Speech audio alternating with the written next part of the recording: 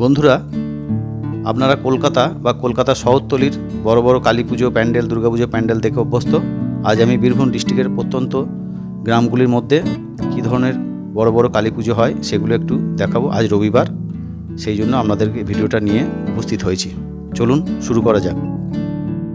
এখন আপনাদের দেখাবো পুরন্দরপুর, অর্থাৎ সিউড়ি ও আমোদপুরের ঠিক মাঝখানে একটি পঞ্চায়েত। দূরে দেখতে পাচ্ছেন, এটা হচ্ছে পুরন্দরপুরের কালীমা। বিশাল বড় কালী। পুরন্দরপুর পঞ্চায়েতের ভেতরে যে মাঠ আছে, সেই মাটি একটি মন্দির নির্মিত হয়েছে এবছরই। দেখুন, এটা পঞ্চায়েত, এবং সেই মাঠের মধ্যেই কিন্তু দীর্ঘদিন ধরে এই মায়ের আরাধনা হয়ে আসছে। মূর্তিটি উচ্চতায় বিশাল বড়, আপনারা অনুমান করতে পারবেন না। দূরে একটি মানুষ দেখা যাচ্ছে, তাহলে অনুমান করুন এই মূর্তিটি কত বড় হতে পারে। এবং সারা বছর একটি লোহার কংক্রিটের খাঁচা এখানে থাকে, তার উপরেই এই মূর্তিটি তৈরি করা হয়। এই মূর্তিটি পুজো হয় না, একটি ছোট মূর্তিতে পুজো হয়, সেই জন্যই এই মূর্তিটি রেডি হয়ে আছে। আমি 10 দিন আগে এখানে গিয়েছিলাম, তখন মূর্তিটি তৈরি হচ্ছিল। তার কিছুটা ঝলক আপনাদের দেখাচ্ছি। একটা বিশাল বাঁশের মঞ্চ করে এই মূর্তিটি কিন্তু তৈরি করা হচ্ছে, এবং আপনাদের আরও একটু দেখাবো, তাহলে বুঝতে পারবেন এই মূর্তিটি কতটা বড়। দেখুন, একজন শিল্পী মহাদেবের মুখটাকে তৈরি করছেন। শিল্পীর উচ্চতার চেয়েও মহাদেবের মুখের উচ্চতা বেশি, তাহলে আপনারা অনুমান করতে পারছেন যে এই পুরন্দরপুরের কালীটি কি বিশাল আকারের হয়ে থাকে।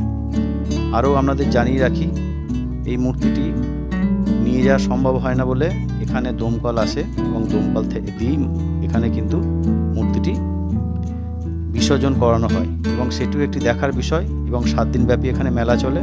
দূর দূরান্ত থেকে লোকজন কিন্তু এই মেলাতে আসে, এবং এই বিশাল আয়তনের মূর্তিটি কিন্তু দেখার জন্য তারা উদ্গ্রীব হয়ে থাকে। আপনাদেরও জানিয়ে রাখলাম, এই মূর্তিটি দেখার, এত বড় মূর্তি আপনারা একবার এসে দেখুন। কলকাতা বা তার আশেপাশে যদি থেকে থাকেন, তো আপনারা অনুভব করতে পারবেন মূর্তিটি কত বড় মাপের। @নীলকণ্ঠ ইউটিউব চ্যানেলে আমি প্রদীপ দীপাবলি শুভেচ্ছা জানিয়ে এই ভিডিও শুরু করলাম। শারদীয়া দুর্গাপুজোর পর পশ্চিমবঙ্গের বিভিন্ন জায়গাতে কিন্তু অনেক মেলা অনুষ্ঠিত হয়ে থাকে। তার মধ্যে অন্যতম হচ্ছে এই পুরন্দরপুরের মেলা। আপনারা এখন যেটা দেখছেন সেটা হচ্ছে মায়ের হাতের কদমা। বিশাল আকারের, বিশাল ওজনের একটি। এবং আপনারা প্রতিমাটিকে একটু ভালো করে খুঁটিয়ে দেখবেন। এত বড় প্রতিমা সচরাচর খুব একটা নিখুঁত হয় না, বা করা সম্ভব হয়ে ওঠে না, কিন্তু এই প্রতিমাটি কিন্তু সত্যিই নিখুঁত এবং খুবই সুন্দর। এবং আপনাদের এই প্রতিমাটি যে এত বড় উচ্চতাতেও যে এত নিখুঁতভাবে তৈরি করেছে, এটাই আমার কাছে খুব আশ্চর্য লেগেছে। এরপরে আপনাদের যে ভিডিওটা দেখাবো, এবং সেই ভিডিওটাই হচ্ছে এই সিউড়ি ও আমোদপুরের মধ্যে ইন্দ্রগাছা বলে একটি জায়গা আছে। এখানেও খুব একটি জাগ্রত কালী। ইন্দ্রগাছা একটি হচ্ছে বর্ধিষ্ণু গ্রাম, চারিদিকে প্রচুর ধান ক্ষেত, এবং তার মাঝে একটি বর্ধিষ্ণু গ্রাম, এবং গ্রামটি খুবই সুন্দর। এই দেখুন, একটি বিশাল আয়তনের একটি গেট, সুন্দর একটি গেট নির্মিত করা হয়েছে, এবং খুবই সুন্দর গেটটি। আমি তো গেটটি দেখে খুব মুগ্ধ হয়ে গেছি। এবং এখানে যে কালীটি হয় সেটা হচ্ছে বামা কালী, এবং সেই কালীটিও আজ রবিবার আমি দর্শন করতে গেলাম। কিন্তু যেহেতু এই কালীটি এখনও কমপ্লিট হয়নি, তো আপনাদের সেই কমপ্লিট দৃশ্য আপনাদের দেখাতে পারবো না। সামনে যে রাস্তা আছে, সেই রাস্তা ধরে মোটামুটি 500-700 মিটার গেলেই কিন্তু একটি মায়ের মন্দির আছে। চলুন আপনারা মায়ের মন্দিরটি আপনাদের একবার দর্শন করিয়ে নিয়ে আসি। এটা হচ্ছে ইন্দ্রগাছা গ্রামের মূল মন্দিরের জায়গা। ভোগঘরের পাশেই মায়ের মন্দির। মায়ের মূর্তির কাজ এখনও চলছে।